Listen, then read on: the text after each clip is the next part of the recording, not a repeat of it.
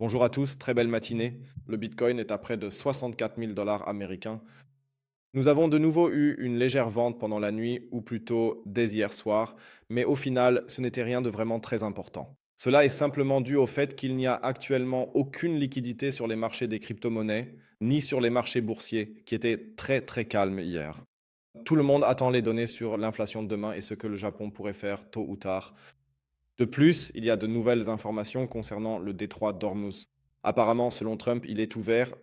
Selon l'Iran, aucune autre négociation n'aura lieu avant 2029. Il paraît que les Allemands s'en mêlent aussi maintenant, donc ça va encore coûter cher. Mais bon, c'est comme ça. En fait, nous attendons tous avec impatience les données sur l'inflation demain pour que la volatilité revienne, espérons-le. Mais il y a aussi d'autres nouvelles. Par exemple, Nvidia obtient 500 milliards de dollars, entre autres de BlackRock, Blackstone et tous les autres. Et sur ce, bienvenue dans une nouvelle vidéo de mise à jour crypto.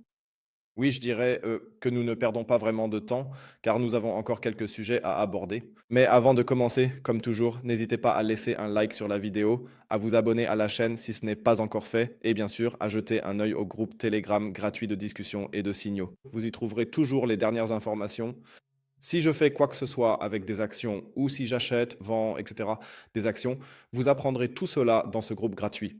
Vous trouverez le lien ci-dessous dans la description de la vidéo. Alors entrons dans le vif du sujet. Comme je l'ai dit, les obligations chutent en raison des inquiétudes liées à l'inflation. L'or dépasse les 4 400 dollars. Oui, l'inflation, je crois que c'est un peu le mot-clé qui est sur toutes les lèvres en ce moment. Et pas seulement ça. Si nous jetons un coup d'œil rapide aux obligations, les obligations chutent, ce qui signifie qu'il n'y a pas vraiment beaucoup de capitaux qui entrent sur les marchés en ce moment. Mais si nous regardons aussi les obligations d'État, là, la situation est un peu différente. C'était exactement ce que j'avais dit hier dans la vidéo après avoir eu cette vente massive ici. Une reprise immédiate, instantanée. Nous voyons même un plus haut pour les obligations à 5 ans par rapport à la semaine dernière. Les obligations à 10 ans remontent vers de nouveaux sommets. Les obligations à 20 et 30 ans se rapprochent à nouveau de la barre des 5,3%. Ce n'est pas une valeur refuge. Cela signifie plutôt que l'incertitude reste très très grande et qu'il n'y a aucune confiance accordée à la Fed ou au gouvernement d'ailleurs. Et c'est un peu ça le problème. Nous avons besoin d'une demande pour les obligations, ce qui est en fin de compte ce qui est écrit ici. Nous avons besoin d'une demande pour les obligations, nous avons besoin d'une demande pour les titres, pour que l'argent soit placé, que les taux obligataires baissent, que les marchés obligataires soient à nouveau alimentés et que nous retrouvions un cycle normal. Le problème dans toute cette histoire, c'est ce sujet. La Banque du Japon signale des risques de hausse des prix et d'éventuelles hausses de taux plus rapides. Le sujet pour septembre est désormais plutôt acquis. Là encore, Banque du Japon, la hausse des taux de la Banque du Japon en septembre a conduit les États-Unis à se joindre à l'intervention. Toute cette histoire avec le Japon, avec l'intervention qui a eu lieu, si on y regarde de plus près, n'a finalement rien donné pour l'instant. Les obligations d'État japonaises sont toujours à leur plus haut niveau depuis 31 ans. Les obligations d'État américaines, nous venons de le voir, continuent également de grimper. Passons maintenant à l'USD-JPY. Ça ne ressemble pas vraiment à une intervention qui aurait servi à quelque chose. Cela signifie qu'il ne reste qu'une seule possibilité, celle que j'évoque depuis des mois, à savoir que la Banque du Japon relève enfin ses maudits taux d'intérêt. Et ce sujet sera probablement abordé en septembre. C'est pourquoi j'ai encore écrit quelque chose à ce sujet sur Twitter hier et j'ai dit au moins que pour moi, tout ce scénario devient de plus en plus probable, à savoir que nous pourrions éventuellement avoir une correction plus importante en septembre. Donc toute cette histoire de septembre avec la Banque du Japon qui augmente ses taux, peut-être la Fed qui augmente aussi, car si on regarde rapidement les chiffres, il y a maintenant à nouveau 51% de probabilité que les taux soient augmentés. D'accord, c'est un va-et-vient. La probabilité changera de toute façon dès que nous aurons les données sur l'inflation. Mais tout ce sujet se résoudra probablement par une hausse des taux en septembre. Espérons-le, espérons vraiment que la Fed augmente aussi ses taux afin de réduire le risque d'inflation. Et ensuite, au final, tout cela sera transformé. En clair, le carry trade sera débouclé. On aura un scénario comme en août 2024, les marchés chutent, touchant le fond, puis repartent vers la Lune. Le même jeu que d'habitude. C'est toujours un peu ma théorie sur tout ça pour le moment, mais cela ne change rien au fait que le Bitcoin ne dispose toujours d'aucune liquidité. Jetons un coup d'œil rapide à la carte thermique. Au final, nous voyons aussi que nous avons toujours ces deux clusters et à 61 700 et plus haut vers environ, oui, 66 000 dollars. Donc au final, c'est le même jeu que d'habitude. Plus nous montons dans les unités de temps, plus la liquidité descend un peu maintenant. Donc de la liquidité s'est accumulée en bas. Vous le voyez ici, il y a toujours de la liquidité à 57 000 et aussi à 53 000 dollars. C'est pour moi un peu le jeu, là où je dirais ce dont nous avons déjà discuté lors du live stream. D'ailleurs, à propos du live stream, ce soir encore à 20 heures, live stream, là où je pense qu'il est probable que nous nous dirigions vers cette zone si nous devions voir les 70 000 dollars auparavant. Ce serait pour moi ce prochain et potentiellement dernier objectif de correction avant que nous ne voyions ensuite un nouveau rallye. Voilà pour ça. Passons au carnet d'ordre au comptant. Ne soyez pas effrayés, cela semble être beaucoup, beaucoup. C'est vrai que c'est un peu plus que ce qu'on voit d'habitude, mais il ne s'agit en moyenne que d'environ 25, peut-être 26 millions de dollars qui sont achetés ici au comptant en ce moment. Ce n'est pas mal, mais ce n'est pas non plus quelque chose de révolutionnaire. Car si nous regardons cela sur un time frame de 12 heures, très rapidement, juste pour avoir une vue d'ensemble. Où est-ce? Ici. On peut voir tout de suite que ce n'est pas grand-chose. Vous le voyez ici, on voit bien des achats au comptant à nouveau. J'aurais préféré voir quelque chose dans ce genre-là, ou plutôt aux alentours de 54 millions. Mais pour l'instant, je me contente aussi un peu de 23 millions. Ça a l'air beaucoup plus important que ça ne l'est, mais si on regarde les ventes précédentes, au final, cette dernière bougie de 12 heures, cette vente massive, a eu lieu ici en bas. Donc ça s'équilibre toujours. Nous avons besoin de beaucoup plus d'achats au comptant. Pour l'instant, ça n'en a pas vraiment l'air. Alors ensuite, passons aux altcoins.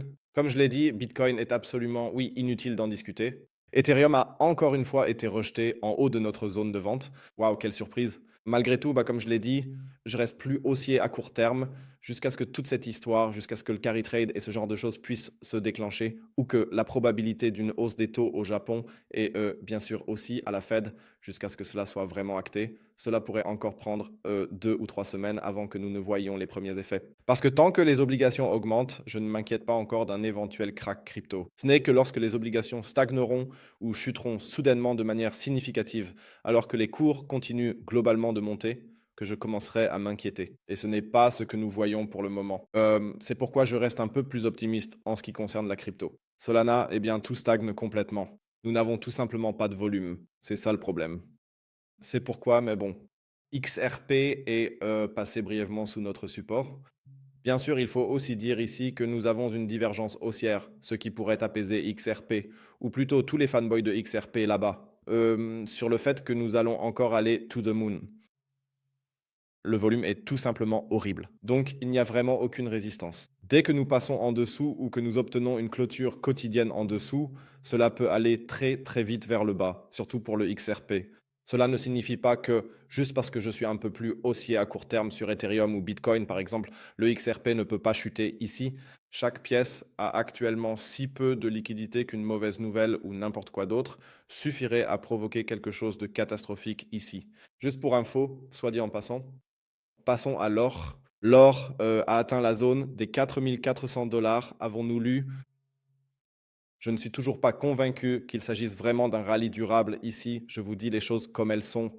Ben, pour moi, et même, c'est peut-être juste un rallye de soulagement en ce moment, tout comme j'espère aussi pour le Bitcoin que nous aurons un rallye de soulagement, mais rien de plus, car je pars toujours du principe que les États-Unis finiront par augmenter les taux d'intérêt tôt ou tard. La même chose pour l'argent. L'argent, bien sûr, avec un grand mouvement également. La zone d'achat est encore un peu plus basse, mais c'est le même jeu. Ici aussi, je continue de tabler sur des cours plus bas.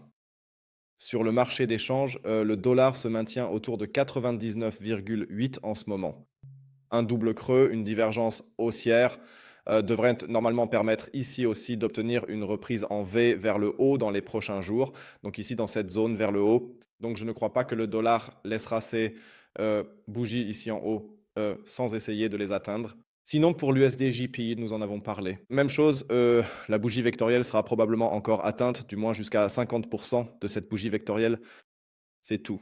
L'euro face au dollar américain, pour moi aussi, est encore juste au niveau du support. Mais comme je pars du principe que le dollar devrait encore se renforcer un peu, je suppose aussi ici que nous allons descendre d'un étage, au moins pour combler le vecteur ici aussi, et qu'ensuite une nouvelle tentative vers le haut devrait être lancée. Toute la question du carry trade et du Japon devrait finalement prendre beaucoup plus d'importance. Pour ce qui est des marchés traditionnels, le DAX atteint un nouveau sommet historique, le US30 reste en haut, le Nasdaq reste en haut. La saison des résultats continue d'être phénoménale. L'indice de volatilité ne fait absolument rien. Donc, pour le moment, tout se passe comme prévu. Les acteurs du marché s'en contentent très très bien. C'est pourquoi, ici aussi, il n'y a absolument aucun mouvement. IBIT, donc le Bitcoin Trust de BlackRock, aucun mouvement, vraiment nada. Saison des résultats, ce qui est encore très très important cette semaine, c'est TMU, donc Tencent Music. C'est là-dessus que nous avons, ou plutôt que nous avons réinvesti ces derniers jours. Le titre gagne environ 5%, ce qui est plutôt positif. Les résultats sont attendus aujourd'hui, vers midi ou 13 heures. Gardez ça à l'œil, s'il vous plaît. Je vais aussi garder ça à l'œil. Si les résultats sont pourris, je sortirai à nouveau de la position. Sinon, si les résultats sont positifs, nous pourrions éventuellement nous attendre à un bond d'environ 40%.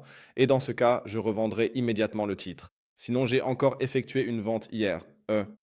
J'ai vendu IBM car le volume ici est vraiment horrible. Enfin, vraiment à l'achat, le volume était horrible.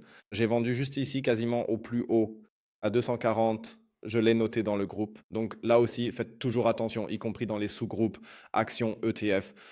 Faites-y attention, s'il vous plaît. Comme je l'ai dit, j'y poste toujours tout quand je vends des actions ou quand j'en rachète. Mais IBM ne m'intéresse absolument pas en ce moment à cause du volume. La zone d'achat ici en bas avec le C reste en place. Cela signifie que je vais accumuler à nouveau ici en bas à 160. Pfizer se porte très très bien depuis les résultats, il faut le dire aussi. Presque 11% de plus-value maintenant, car nous avons vraiment été chercher chaque zone d'achat là en bas. Cela signifie que nous pouvons maintenant griser cette zone d'achat. Elle n'est plus valable. S'il vous plaît, n'entrez plus maintenant. Je vais en tout cas surveiller cela au cours des prochaines semaines pour voir si je procède éventuellement à mes premières ventes ici. Sinon, le titre pourrait maintenant grimper jusqu'à environ, disons, 35 à 40 dollars. C'est le même scénario que celui que nous avons vu à l'époque avec Moderna, lorsque nous avons accumulé ici en bas après le Covid et que nous avons ensuite assisté à cette explosion des prix. J'aimerais bien voir quelque chose de similaire pour Pfizer.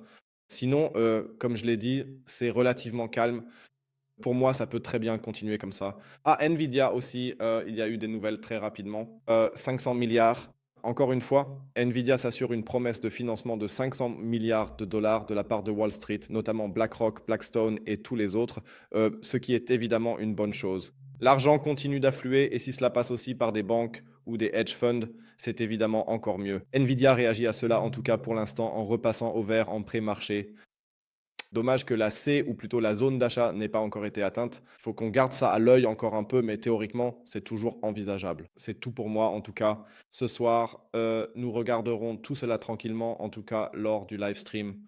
N'hésitez pas à écrire vos souhaits dans les commentaires, qu'il s'agisse de crypto ou d'actions.